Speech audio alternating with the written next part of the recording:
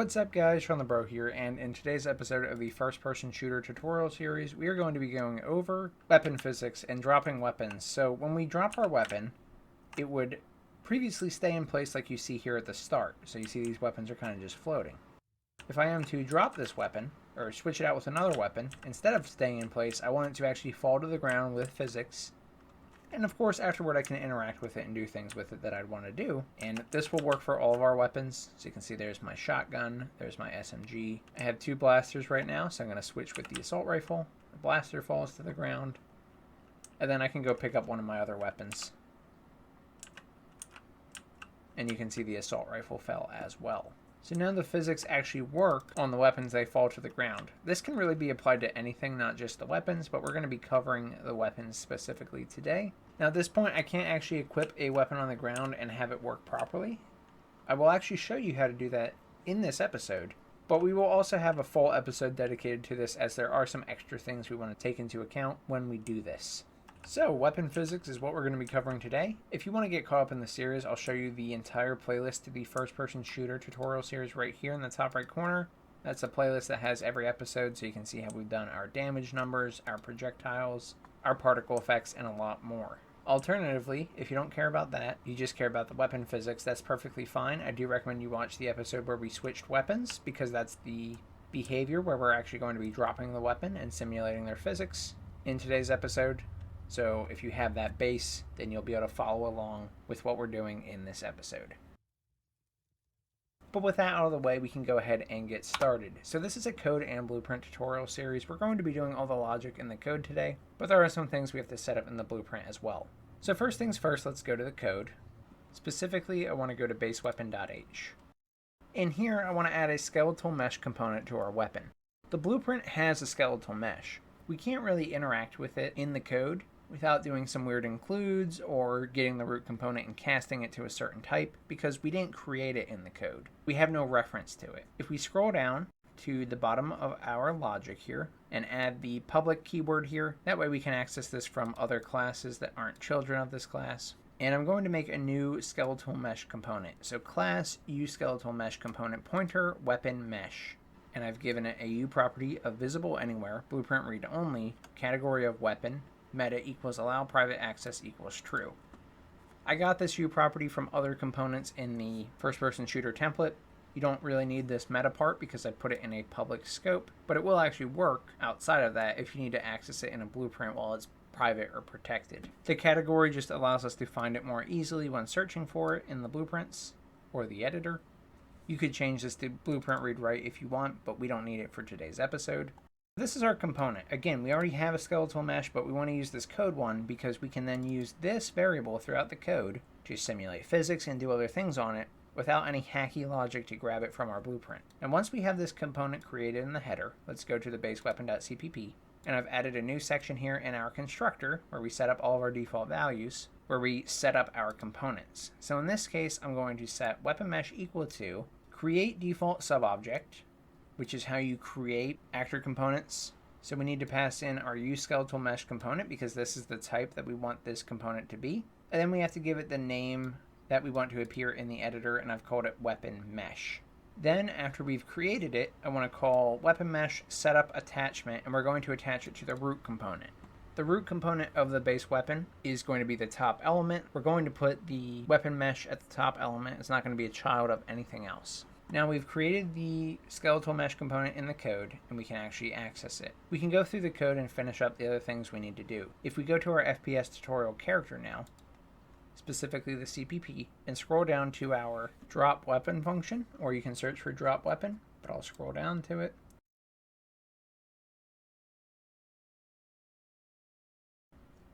I've added some more logic in here today. So in drop weapon, we were making sure this character wasn't dead. Then we were detaching the weapon from the character. That way the character is no longer holding it. We were resetting the owner to null pointer. We were doing any blueprint related logic. Marking the weapon is not obtained by the character anymore.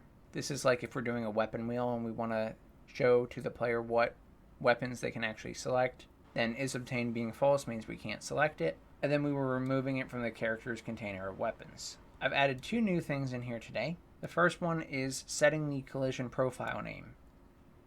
So by default, our weapon mesh was set to no collision. We couldn't collide with it. That's perfectly fine, but when we want to drop it and apply physics to it, we want to change the collision so that we can A, have actual collisions and physics affect it, but B, have it not fall right through the floor.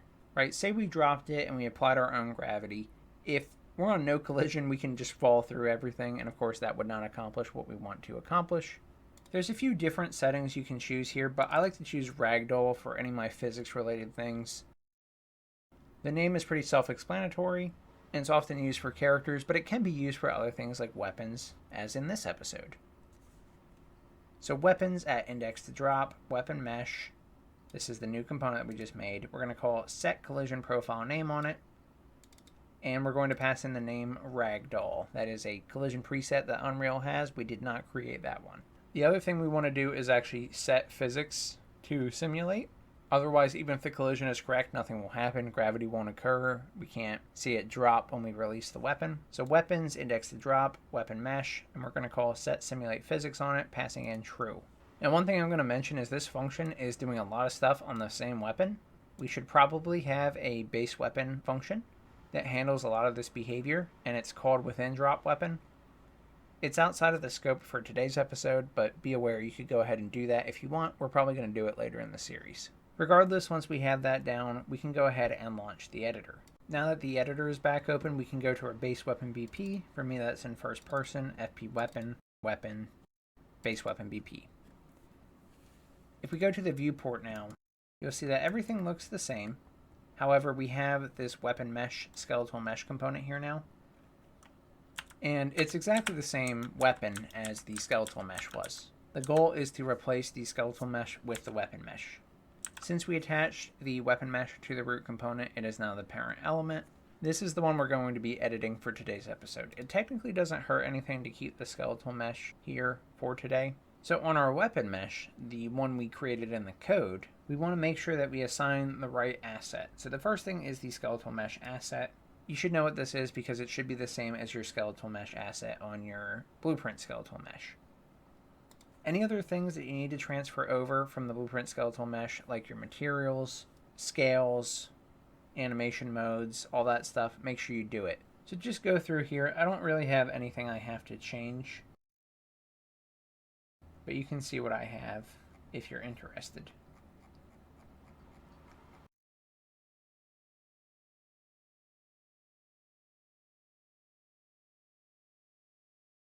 Once you have everything altered on your weapon mesh to the way you want it, we want to make sure that we assign a physics asset to the skeletal mesh assets that we use for each of our weapons. So first one is my base weapon BP. In this case, my base weapon isn't just a wrapper, but it's technically my blaster as well. If you have a skeletal mesh at all, then we're going to want to do this. So you can double click on your skeletal mesh asset or just find it in the content browser. Go to it. And then you'll see your mesh here. There will be a section down here for your physics asset. Now the blaster in Unreal has one by default. It is SK FP Gun Physics Asset. This was not assigned by default for me, so make sure you assign it. Once you assign this here, it allows the mesh to actually react to physics in a way that's not hard-coded, right? If we tell it to move or whatever, we can do that. But if we want to actually simulate physics, we need to have a physics asset on it so that Unreal can calculate how this would actually act in the world. We want to do this for all of our weapons, so I went to each of them, submachine gun BP, went to my weapon mesh, assigned everything appropriately again on here. You can slow this down.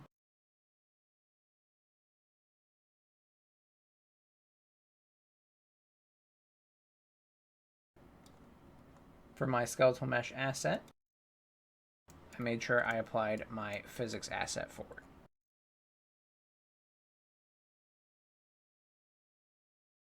So there's the submachine gun. We want to do the same for the assault rifle.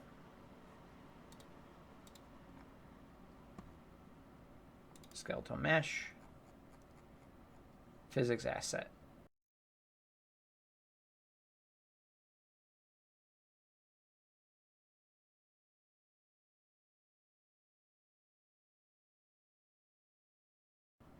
And lastly is our shotgun, which is technically just the blaster, so it's going to work by default, but if you add a different mesh for it, go ahead and make sure you assign everything appropriately in here.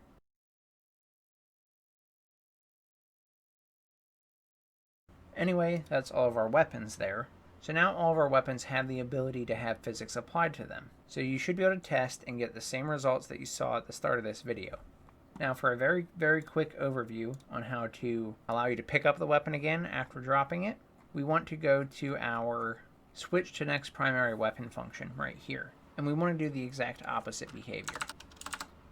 So switch to next primary weapon is something that gets called when we're equipping this weapon or swapping to this weapon. At this point, I'm saying the weapon at this index and their mesh have a collision profile name of no collision, which is the default collision that we had on our skeletal meshes. The weapon mesh should not simulate physics anymore, so set simulate physics is false.